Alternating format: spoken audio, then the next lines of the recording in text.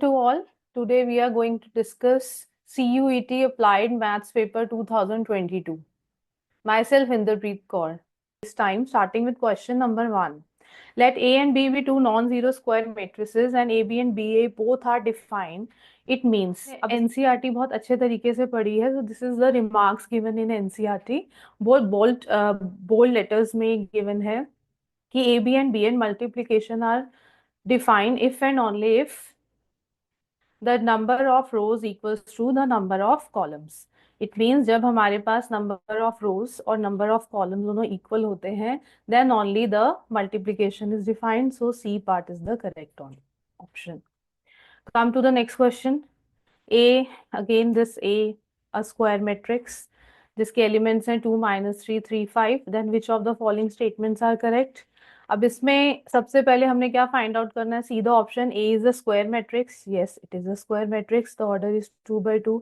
ए inverse exist, ये करता है या नहीं? If you will find the determinant, the answer of the determinant will be 19. तो जब determinant is not equals to 0 होता है, it means A inverse exist.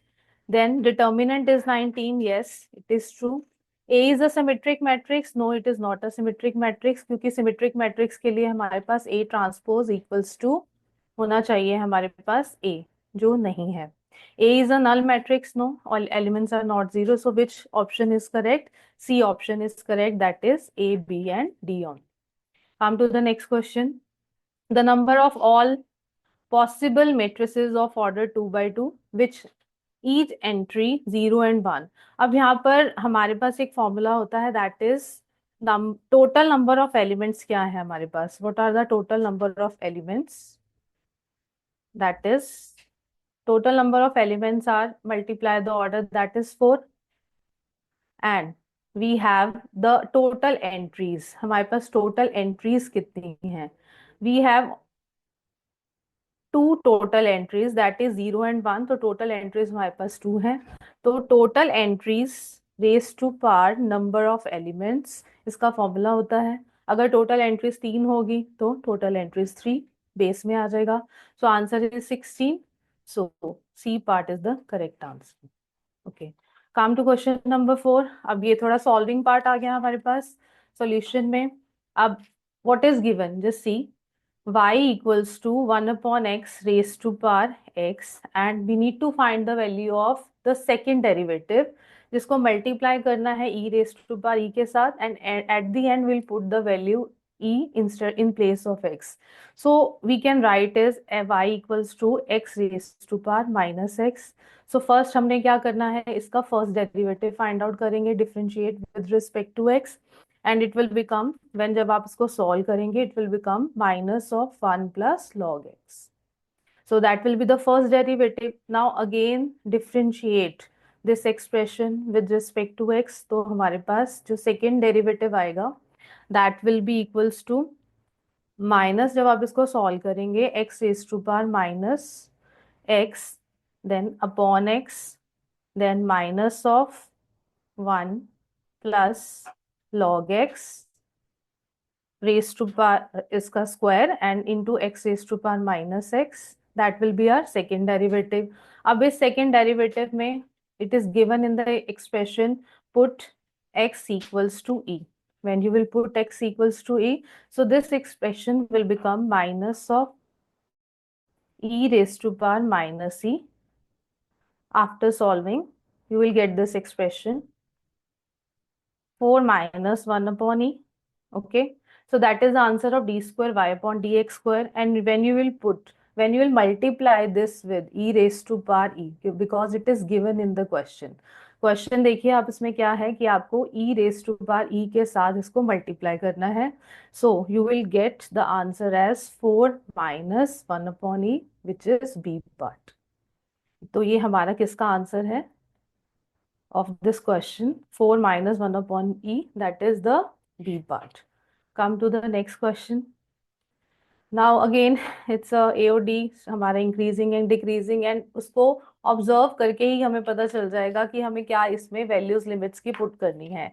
Since fx equals to x square minus 2x is strictly decreasing in the interval, increasing and decreasing के लिए हम क्या करते हैं? First we find f dash x, we'll find f dash x equals to, it will become 2x minus 2. To find the limit, put equals to 0, we'll get x equals to 1. So if we'll draw a number line, we have this minus infinity, then 1, and then plus infinity. So we have two intervals, minus infinity to 1 and 1 to minus infinity. अब minus infinity to 1 के बीच में if we'll put any of the values, the f dash x will negative, और अगर f dash x negative है then the function is decreasing, और 1 to plus infinity के बीच में we'll put any value, the f dash x will positive and the function is increasing. So decreasing किस interval में होगा? The function will be decreasing in C part. This will be the interval. Okay, come to question number 6. Now ये हमारे पास integration का question है. We can easily observe कि इसमें कुछ ट्रिग्नोमेट्री नहीं है, we can not apply any identity, but we can after substituting we can solve this. तो अगर हम बच्चों ने एनसीईआरटी अच्छी तरह से की है तो क्वेश्चन देखकर ही हमें ऑब्जर्व हो जाता है कि इसको किस मेथड से हमें सॉल्व करना है. So it's a basically simply question of that substitution. So we'll put x raised to power 5 in the denominator and x raised to power 4 in the numerator. So after cancellation we'll get x in the denominator, so our expression will remain same. Sorry, this will be 3 into dx. Now substitute x raised to power 5 plus 3 as t. So इसका जो derivative होगा, that is 5 into x raised to power 4 into dx equals to dt will be in the numerator.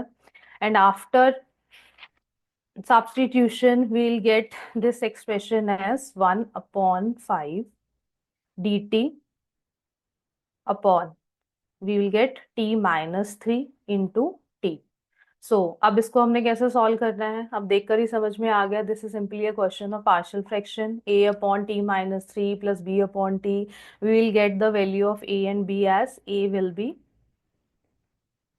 so our a will be 1 by 3 and b will be minus 1 upon 3.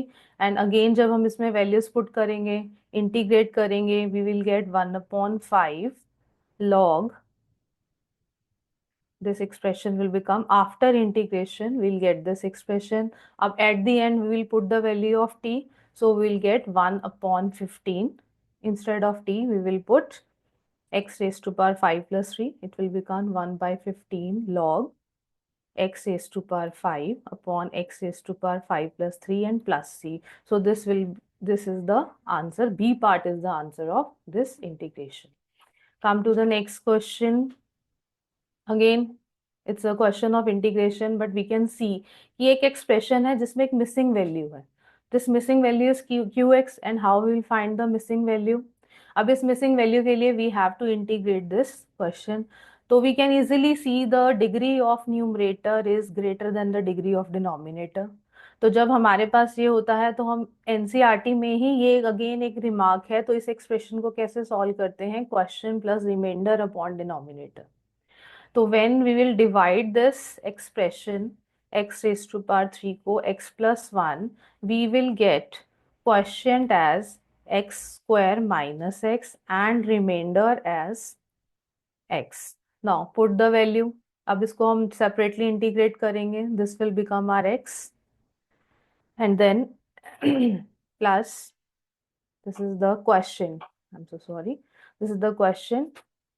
Put the value here. Our question was x square minus x, integrate this expression plus, then remainder was x and divisor was x plus 1 into dx. Now अब ये expression log से solve हो जाएगा. We'll do here plus 1 minus 1 separate करेंगे.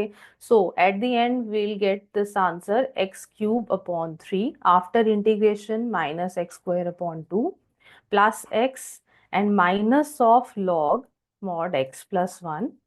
Okay now अब इस question को हम दोबारा से ध्यान से देखें. So minus of log x plus 1 के साथ क्या मल्टीप्लाई हो रहा है, दिस सॉरी क्या ऐड हो रहा है, द होल एक्सप्रेशन. सो अब ये किस पार्ट का आंसर हो, that is D part is the correct answer of question number 7. D part is the correct answer of question number 7 क्योंकि इस एक्सप्रेशन के साथ ये अटैच्ड है. Okay, come to the next question, question number 8. Again it's a absolute value function. तो absolute value की definition हमने NCERT से सीखी, that is we have two values, one is negative and one is positive. It will become negative when x is less than 2. It will become positive when x is greater than 2. And again, this is the mod x. Again, दो values हैं हमारे पास, minus x and plus x. X is less than 0 and x is greater than equals to 0. So, but अब अगर हम इसमें limits की बात करें, वी हैव लिमिट -1 to 1, तो इसमें हम 2 तक तो लिमिट ले ही नहीं सकते. सो हमारे पास जो लिमिट है वो आ जाएगी -1 से 0 तक एंड देन 0 से 1 तक. अब -1 और 0 के बीच में इफ विल जज, तो we have to take this function, this is negative and -x. तो दोनों फंक्शंस हमने लिख दिए यहाँ पर, -(x, -2 एंड -x). ठीक है, this whole expression will be integrated and between 0 to 1 again x -2 negative रहेगा बट x पॉजिटिव रहेगा. So after integration the whole expression we will get the answer, and after putting the limit as -1 to 1 we'll get the answer as 6, which is the D part. तो after integration जब आप इसको solve करेंगे and values put करेंगे you will get 6 as the answer. Okay. Now come to the next question. This is our next question. If A and B are order and degree of differential equation. अब differential equation order and degree again it's a first exercise of differential equation, MCQ में आती है और आप सबने अच्छी तरह से prepare किया है. So ये I hope ये सबके लिए clear होगा. Order is the first derivative or second derivative that we have to see. Y double dash है, so order is 2. And what is the degree? Degree is the power of the order, that is 1. So degree is 1. So it means our A is the order, that is 2, degree है 1. तो A और B की value when you will put here you will get 10. So D part is the correct answer. Okay, come to question number 10. This is our next question. The solution of the differential equation x dy minus y dx, x dy minus y dx equals to 0 represent family of. So इसको हमें solve करना पड़ेगा. Variable separable method, again it's a next 9.2 I think in our NCERT. Again I am always emphasize on NCERT because NCERT अगर आपने अच्छी तरह से किया with all the example and all the question, so paper में ऐसा कोई भी क्वेश्चन नहीं होगा जो आपको ये लगे कि it's out of the book. सब कुछ कॉन्सेप्ट्स आपके बुक में से ही होते हैं. So if we'll do this question by variable separable method, it will become dx, this is your dx minus y dx equals to minus x dy. इसको variable separable से करते हैं. It will become minus से minus cancel हो गया, so it will become dx upon x equals to dy upon y. Integrate this, we will get y equals to xc. log x equals to log y plus C जो भी होगा, तो y equals to x C. अब y equals to x C ये clearly visible है, ये circle की equation नहीं है, ये स्ट्रेट लाइन की इक्वेशन है. So we have two option, इधर बी और सी. क्या होगा, हो सकता है स्ट्रेट लाइन पासिंग थ्रू -1 6, ये तो हो नहीं सकता. Straight line passing through the region ये हो सकता है क्योंकि सी हमारा कोई भी कॉन्स्टेंट है. सी की वैल्यू आप कोई भी पुट कीजिए. और 9th क्लास में जो हमने ग्राफ्स बनाने सीखे थे, when you will draw the graph it will passes through the origin. So here C part is the correct answer. Come to the next question.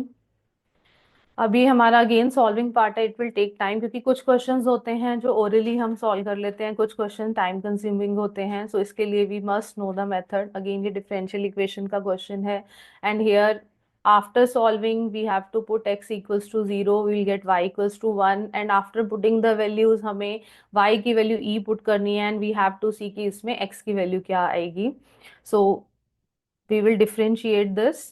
तो हमारे पास क्या आ जाएगा, put x upon y equals to v. ये हमारा method है solve करने का जो हमें इजीली नजर आ रहा है बिकॉज यहाँ पर e raise to power x upon y, x upon y होता है तो हम उसको v पुट कर देते हैं, y अपॉन x होता है तो हम उसको v पुट कर देते हैं.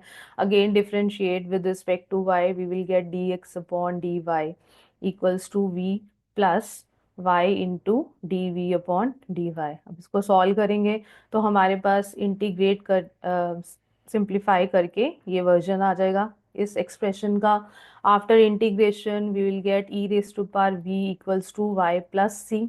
ठीक है, v की value will put here x upon y जो हमने यहाँ पर पुट की है। So will get this expression e raise to power x upon y equals to y plus C. ये हमारा आफ्टर इंटीग्रेशन ये एक्सप्रेशन आएगा। Now come to the second part, put x equals to 0 when y equals to 1। we will get this expression e raise to power 0 equals to 1 plus C. Log e की value 1 होती है हमें पता है, वो हम put कर देंगे। We will get c equals to 0। अब अगेन c की value 0 will put in this expression, तो हमारे पास क्या आ जाएगा e raise to power x upon y equals to y plus 0। e when we will transport e over there तो ये लॉग में कन्वर्ट हो जाएगा, तो x equals to y log y। This will be the expression. Now come to the third part, what they have given. आपने x Y की value क्या put करनी है ई, तो यहाँ पर भी वाई है उसकी जगह आप ई पुट कर दो। ठीक है, तो हमारे पास एक्स का आंसर आ जाएगा ई। तो एक्स की वैल्यू क्या आ गई at the end, that is चीज। तो इसको आप ठीक कर लेना, this is not capital E small E. तो D part is the correct answer. Now come to again, again ये हमारा ओरल होने वाला क्वेश्चन है, इस दो स्टेप में ही हो जाएगा। ये अगेन एब्सोल्यूट वैल्यू का क्वेश्चन है और अभी हमने लिखा कि एब्सोल्यूट वैल्यू की जो एक्सप्रेशन होता है they have two values, one is negative one is positive, when x is less than 0 and when x is greater than equals to 0। Now अब 0 हमारे पास लिमिट आ गई, so -1 to 0 and 0 to 1।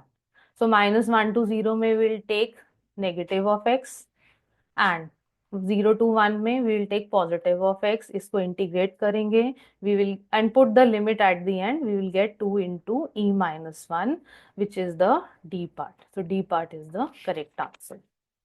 Okay, now this is the question of probability and this is the basic formula that we all have done in class 11th। तो class 11th हम सबने अच्छे से की है, प्रोबेबिलिटी की है।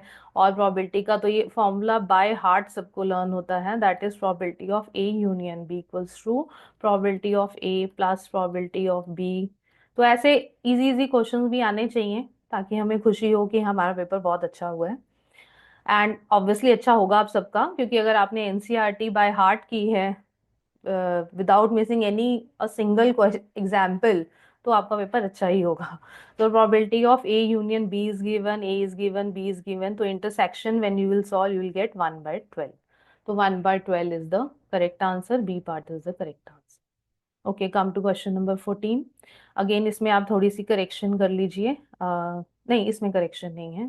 The next question, probability distribution of x is given and we need to find the variance of x. अब वेरिएंस ऑफ एक्स का फॉर्मूला हमें पता है क्या होता है, expected of x square minus expected of x whole square. This is the formula of variance. तो expected of x is the mean और एक्सपेक्टेड ऑफ एक्स हमारा कैसे फाइंड आउट होता है, that is multiply x i with p x आई।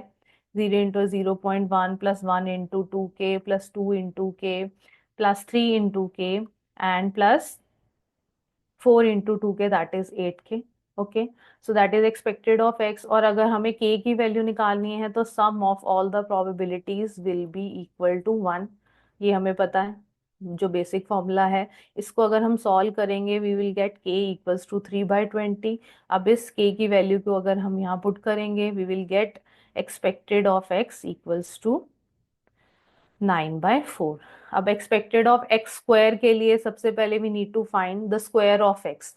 तो square of x is 0 then 1 then 4 then 9 then 16, multiply करेंगे। After putting the value we will get expecting of x square, expected of x square will be 141/20 and put these two value in the formula, you will get 159/80 will be the answer, which is the D part. So D part is the correct answer of this.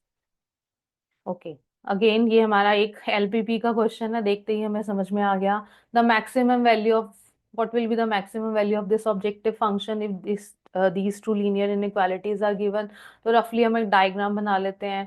First linear inequality के लिए will put x equals to 0, y will be 28/3 and put y equals to 0, x will be 14। Again यहाँ पर second inequality के लिए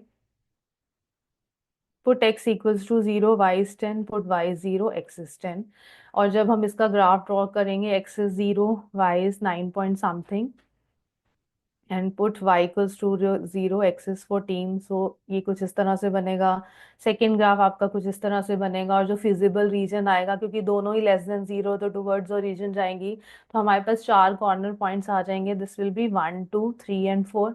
तो एक आ जाएगा हमारे पास 0, 28/3, एक आ जाएगा 0, 10, एक 10, 0, और एक हो जाएगा इसका intersecting point.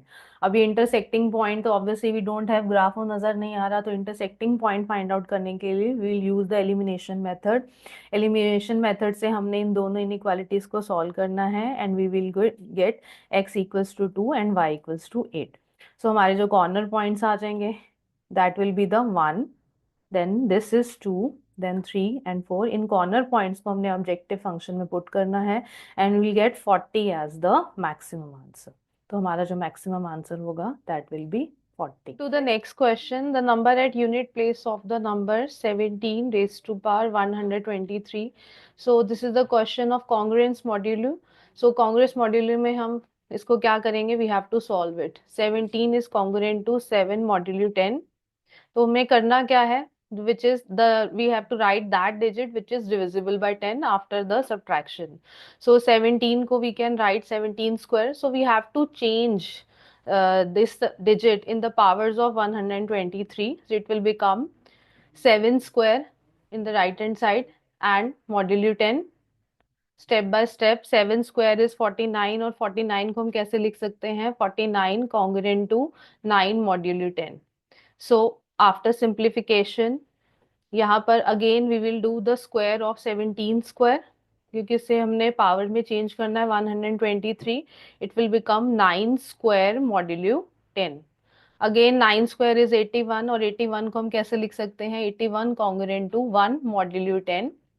So these steps will go in rough. So it will become 17 raised to power 4 congruent to 1 modulo 10. अब ये इजी हो गया हमारे लिए. अब हमने इसको नियरेस्ट टू 123 पावर्स में चेंज करना है. It will become 17 raised to power 4 whole raised to power 30. So both left hand side and right hand side we will do the same operation. So it will become 17 raised to power 120 congruent to 1 modulo 10. अब हमें क्या चाहिए? See the question. Question is 17 raised to power 123. So will do the operation on both the sides. 120 into 17 square first, क्योंकि हमें simplest form में इसको change करना है. So here in right hand side again 17 square into 1 modulo 10. अब 17 square होता है हमारे पास 289. 289 को we can write 289 congruent to 9 modulo 10. तो अगेन हमारे पास जो नेक्स्ट स्टेप होगा that will be 17 raised to power 122 into 17 equals to 9 into 17 modulo 10. अब इसको हम सॉल्व करेंगे. वी विल गेट 153, और 153 को हम कैसे लिख सकते हैं? Congruent to 3 modulo 10. So it can be easily divisible by 10. तो अब हमारे पास क्या आ जाएगा at the end? At the end हमारे पास यहाँ पर 3 आ जाएगा in simplest form. So 3 will be the last digit और at the unit place of this number. So B part is the correct option. The next question, match the list 1 and list 2. Now these modules are given. You need to match the list with the answer. B की values में क्या होगी? It's very easy. 3 cube is 27. So 27 congruent to B module 9. It will be divisible. It is clearly divisible by 9. तो obviously B की value क्या होगी? 0. So A part का answer हो गया हमारा 0. 2 raised to power 5. Second part is 32. 32 congruent to B module 15. अब ये यहाँ पर b की वैल्यू क्या होगी? So that it will be clearly divisible. 32 में से इट विल -2. b की वैल्यू अगर हमारे पास 2 आ जाए instead of b, we will place here 2, then it will be completely divisible by 15. So the answer of b part will be 3. So there is no need to solve rest of the part. So it is clearly visible कि b part is the answer. A second, b third, c first and d fourth. Come to the next question. A mixture contains milk and water in the ratio 8:x. If 3 liter of water is added in 33 liters of mixture, तो total हमारे पास 33 liters of mixture है which is available. अगर हम 3 litre water और add करते हैं in that 33 liters of mixture, the ratio become 2:1, then find the value of x. Now it is clearly given that the ratio of milk and water is given how much, that is 8 upon x, milk upon water, and they have said that the overall quantity is 33 liters. Now we can eliminate easily milk, 33 minus w, that is our first equation. Now they have given that if we add 3 liters of water in the mixture, the ratio will become 2 upon 1. When you will cross multiply and put the value over here, you will get the milk will be 24 liters. The answer of milk will be 24 liters. Now, अब इस milk की value को again अगर हम इसमें put करें, we'll get the value of x as equals to 3 liters. इन दोनों equations को solve करके you will get A part as the answer, that is 3 liters. Now come to next question. A motorboat can travel in still water at the speed. अब यहाँ पर speed दे रखी है motor boat की in still water and speed of the current is given 3 kilometer per hour. Time taken by boat. अब time कितना लेगी boat to travel 36 kilometer upstream. अब अपस्ट्रीम और डाउनस्ट्रीम के क्वेश्चंस हमने किए हुए हैं. वो क्या होते हैं कि स्पीड अपस्ट्रीम हम डायरेक्टली इसमें पुट करते हैं, that is equals to x minus y kilometer per hour. और ये x और y क्या होता है हमारे पास, x होता है that is speed of the boat in still water and y होता है स्पीड ऑफ द करंट या फिर speed of the steam. Now we need to find the time taken by the boat. तो speed equals to distance upon time, जो हम छोटी classes से करते आते हैं. The formula is time equals to distance upon speed. So distance they have given how much, distance they have given 36.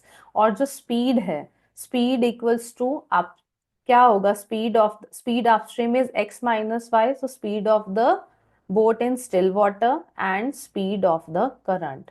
So it will become 36 upon 12. So the answer is 3 hours. So हमारे पास जो होगा B part will be the answer. Now move to the next question. Hari covers 100-meter distance in 36 seconds and Ram covers the same distance, यानी कि राम भी 100 meter का distance cover कर रहा है but in 45 seconds. In 100 meter race Hari ahead from Ram. अब जो हरी है वो राम से कितना आगे है, अगर दोनों ने 100 मीटर का डिस्टेंस डिफरेंट टाइम पर कवर किया है. Now here the speed of, what is the speed of Ram. Speed of Ram is equals to 100 upon 45. Speed का फॉर्मूला क्या होता है, distance upon time, that is meter per second. Now time taken by Ram, Ram ने कितना time लिया, time taken by Ram equals to कितना ज्यादा time लिया राम ने, that is equals to 9 second. That is the increased time taken by Ram. Ram ने कितना time लिया हरी से ज्यादा, दैट इज 9 सेकेंड. तो इस केस में हम डिस्टेंस फाइंड आउट करेंगे. डिस्टेंस जो राम ने हरी से कम डिस्टेंस में कवर किया. So distance equals to speed into time. तो speed was 100 upon 45 and time was our 9 second. When you will solve it, you will get 20 meters. तो it means Hari ahead from Ram. अब जो हरी है वो राम से कितना आ गया, that is 20 मीटर. या फिर आप कह सकते हैं कि जो राम है वो हरी से कितना पीछे है, that is 20 meter. So A part is the answer. Okay, come to the next 21st. This is a completely a unitary method. A pipe can empty 5 upon 6 part of cistern in 20 minutes. The part of cistern which will be empty in 9 minutes. So what is a unitary method? That in 20 minutes, 5 upon 6th part of the cistern is emptied, and in 1 minute 5 upon 6 into 20 part of the cistern is emptied, and in 9 minutes so 5 upon 6 into 20 and into 9 numerator में of the part is emptied, and when you will solve it you will get 3 upon 8 will be the answer. यानी कि 3 upon 8 part will be emptied in 9 minutes.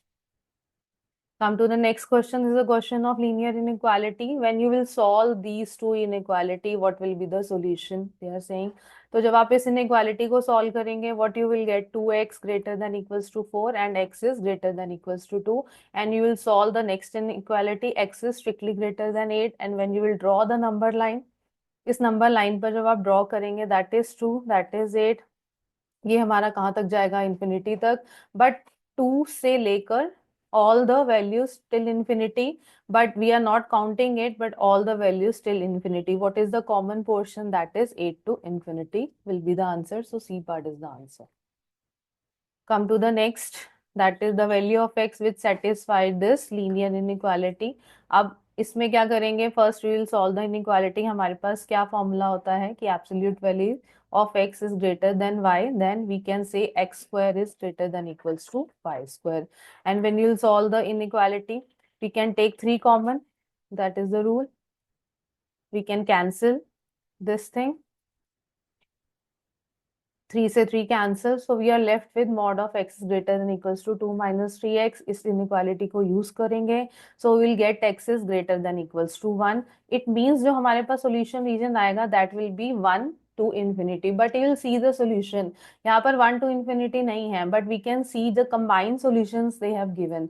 Combined solution में यहाँ पर 1 include हो रहा है till 4, और C में हो रहा है 4 से लेकर infinity.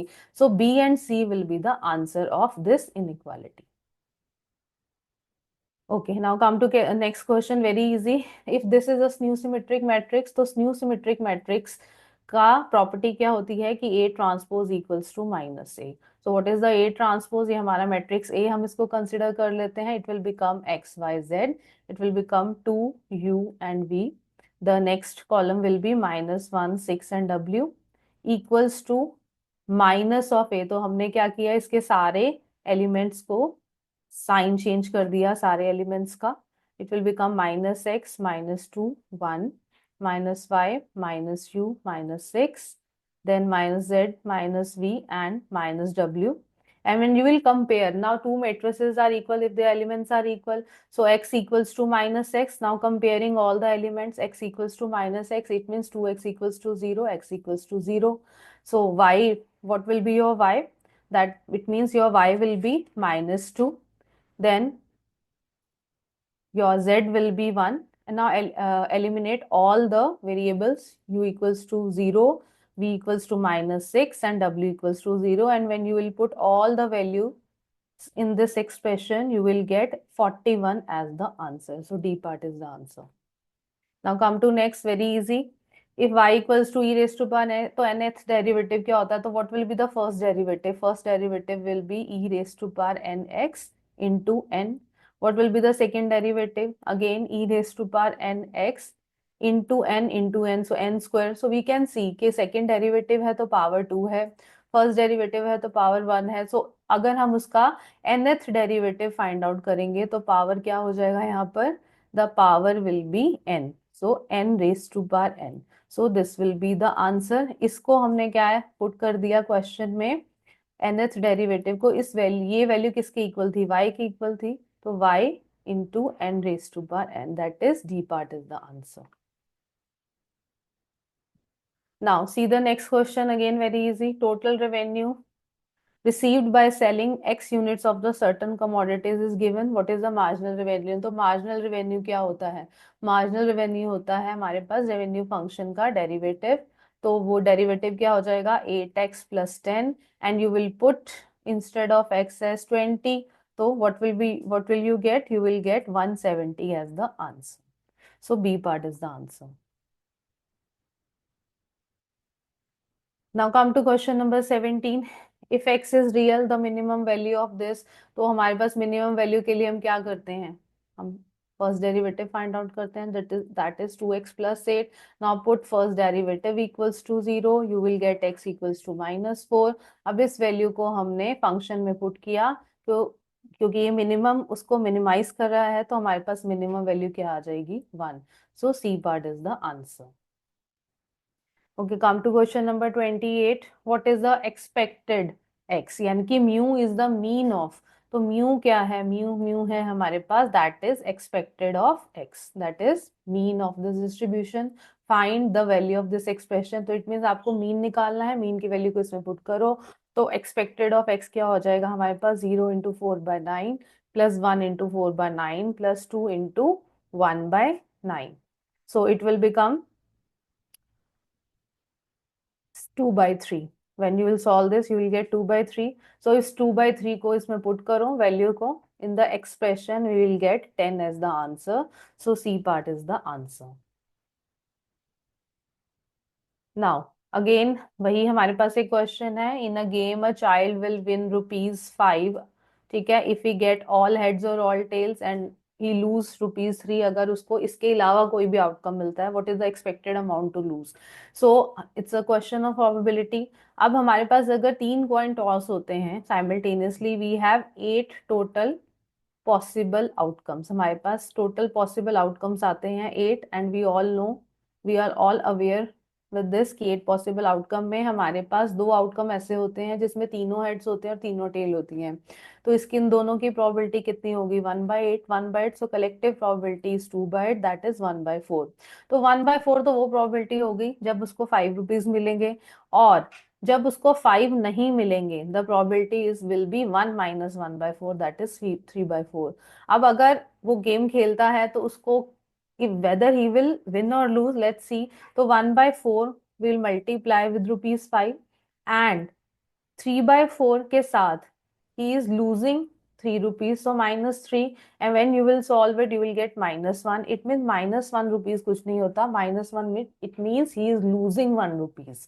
So C part will be the answer. Okay, now move to the next question. Again probability distribution का question है. They are saying that Px equals to x, ये values they have given.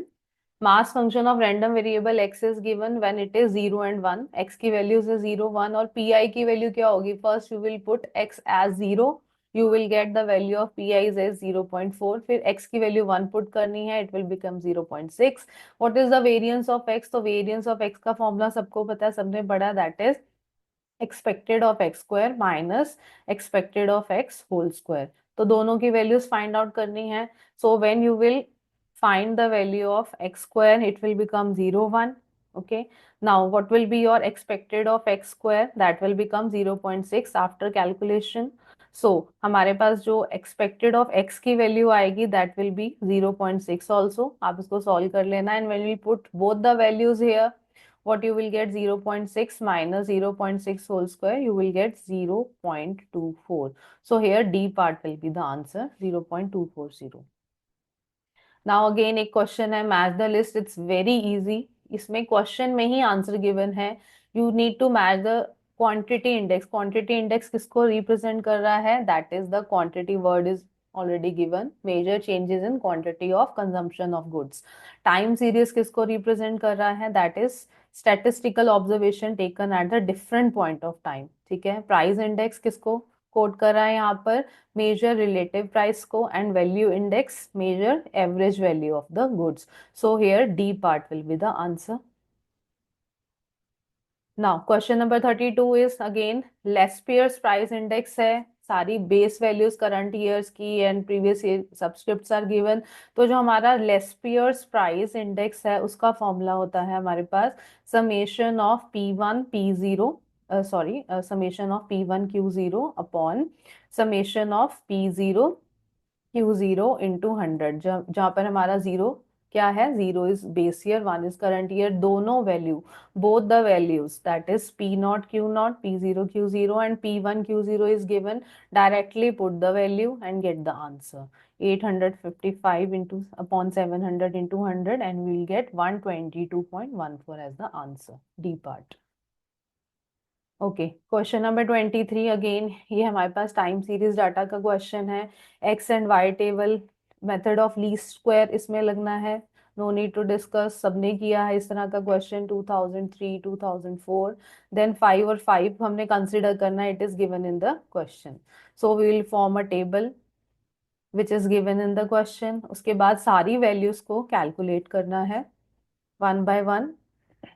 So our capital X is equals to small x minus 2005, which they have given, -2 -1 0 1 2.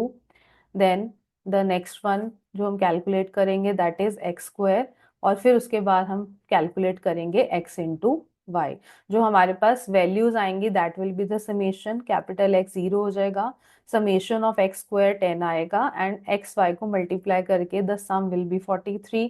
So the value of जो a होती है वो होती है summation of y upon n, that is equals to 80 upon 5 and which is equals to 16।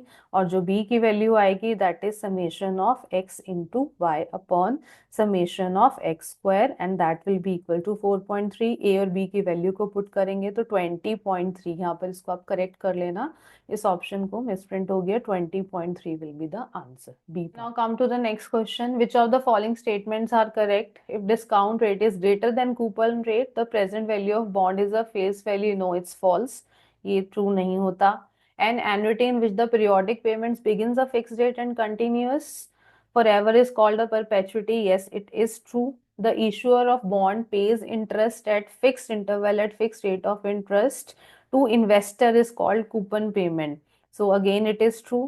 Sinking fund is a fixed payment made by a borrower to a lender, नहीं ये false होता है, sinking fund इसलिए नहीं बनाया जाता। And the issue of bond repays the principal, that is the face value of bond to the investor, date termed as maturity date, that is true. So इसमें हमारी जो ये सारी कंडीशंस हैं वो किस पार्ट में अप्लाई करती हैं? सी पार्ट में, जिसमें बी सी और ई ही करेक्ट है, so the answer is C part. Now come to question number 35. Which of the following statements are true? These are the simple formulas जो हम हर चैप्टर से पहले लर्न करते हैं। EMI in flat rate method, yes this is true, ये हमारा formula होता है। EM in reducing balance method, नहीं ये हमारा reducing balance में ये फॉर्मूला नहीं होता है, so this is false। In sinking fund, in sinking fund a fixed amount at regular interval is deposited, yes it is true, sinking fund इसलिए बनाया जाता है। And approximate yield to maturity, ये फॉर्मूला हमारे पास नहीं होता है, so only A and C is correct, so हमारे पास C part is the answer। Okay, now come to question number 36. Mr. Dev wishes to purchase an AC for rupees 45,000 with a down payment of rupees 5,000 and balance in equated monthly installment EMI for 5 years. Bank ने 6% compounded monthly charge किया and we need to use this expression. तो हमारे पास EMI क्या होगी? So what we have the formula of EMI जो हम सब use करते हैं, EMI का क्या formula होता है? That is equals to P into I into 1 plus I raised to power n, n हमारे नंबर ऑफ पीरियोडिक टाइम होता है, 1 plus I raised to power n minus 1। अब P क्या होगा? P हमारा प्रिंसिपल है, 45 में से he is giving 5,000 as down payment, तो P जो हो जाएगा हमारे पास हो जाएगा 40,000। आई होता है R upon 100, that is equals to 6 upon 100। अब मंथली है तो इंटू 12 करेंगे, so it will become 0.005। Okay, and when we'll put the value over here we will get 40,000 into 0.005 into 1.005 raise to power n। अब n क्या है हमारे पास? n equals to कितने टाइम के लिए है? That is equals to n is 10 monthly, monthly payments है हमारे पास और 5 इयर्स के लिए हैं, तो 5 into 12 that will be 60 monthly installment, तो raise to power 60 divided by 1.005 raise to power 60 -1। अब यहाँ पर इस एक्सप्रेशन की वैल्यू दे रखी है that is equals to 0.005 upon 1 minus, तो यहाँ पर हमने क्या किया?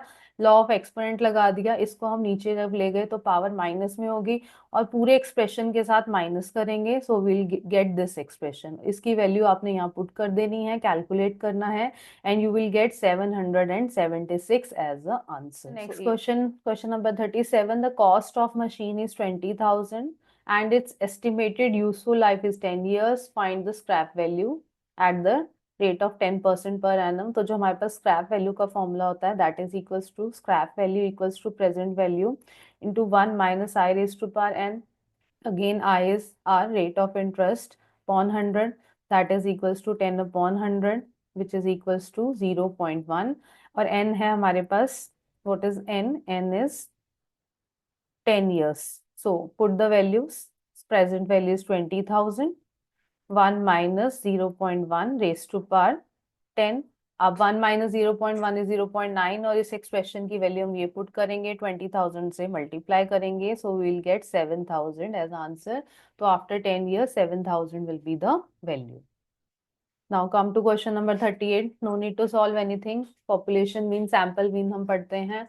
तो इसमें हमने एक चीज सीखी है, one of the relation is true. इसमें कौन सा रिलेशन ट्रू है about sample mean and population mean, कि जैसे जैसे हमारा सैंपल साइज बढ़ता जाता है द पॉपुलेशन मीन की जो वैल्यू है वो उसको उसकी डिक्रीज होती है value. So D part will be the answer, that modulus of absolute value of sample mean minus population mean decreases होगा as the sample size is increased.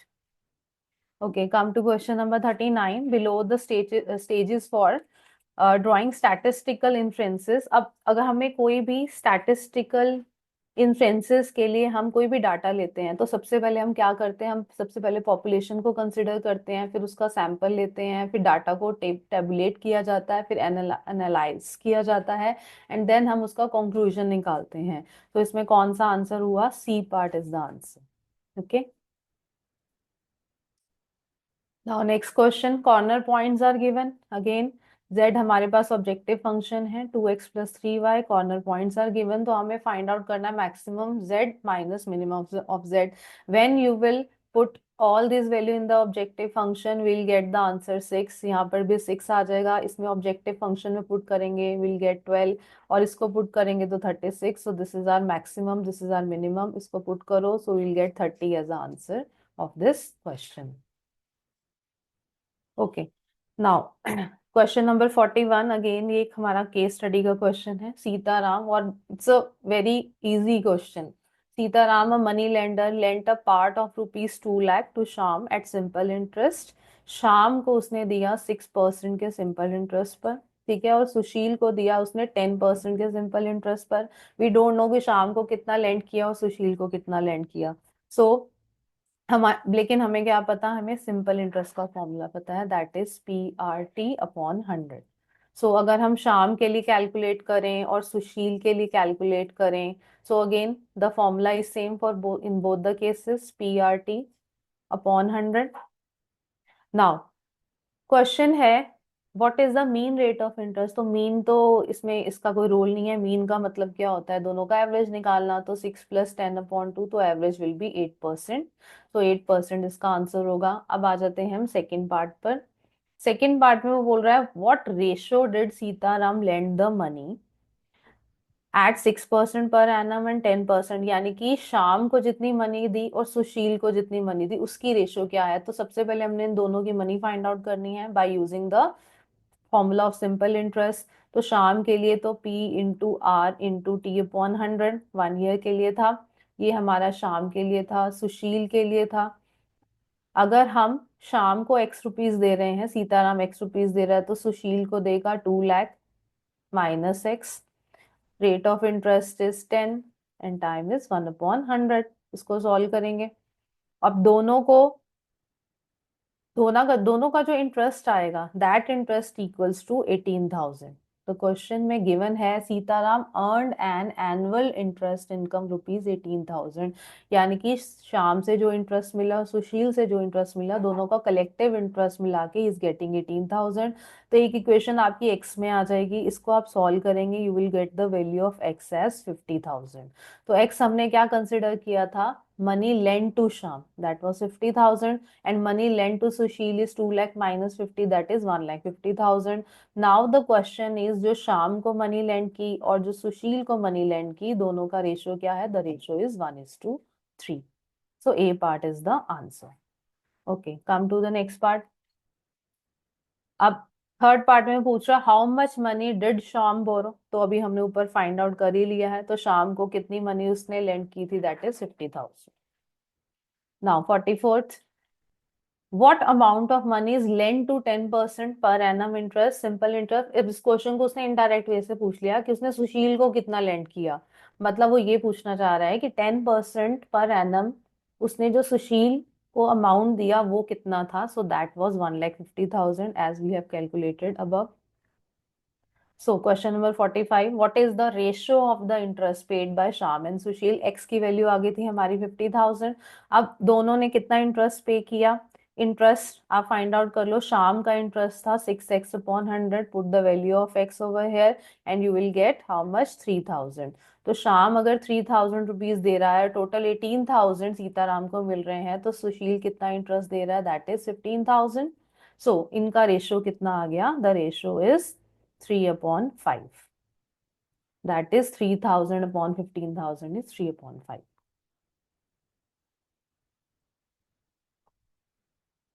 Okay, now come to the next case-based question. A cable network provider in a small town has 500 subscribers. उसके पास total 500 subscribers हैं and he used to collect rupees 300 per month from each person. ठीक है, he proposes to increase the monthly charges. अब वो कहता है कि अगर मैं monthly charges बढ़ाऊं, कितने बढ़ाऊं ये नहीं लिखा, but एक condition है, and it is believed from the past experience that for every increase of rupees 1 the subscriber will discontinue the one that service. Suppose अगर वो मंथली चार्जेस बढ़ाता है तो उतने ही सब्सक्राइबर में रिड्यूस हो जाते हैं, उतने ही सब्सक्राइबर्स उसके रिड्यूस हो जाएंगे।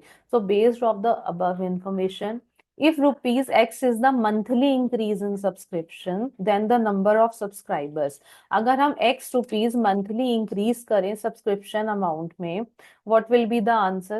Then the number of subscribers are, that will be 500 minus x, क्योंकि उसने कंडीशन दी है कि जितने मंथली चार्जेस इंक्रीज होंगे उतने ही सब्सक्राइबर्स रिड्यूस हो जाएंगे। सो 500 हमारे सब्सक्राइबर्स थे, उसमें रिड्यूस हो गए x, तो 500 माइनस x।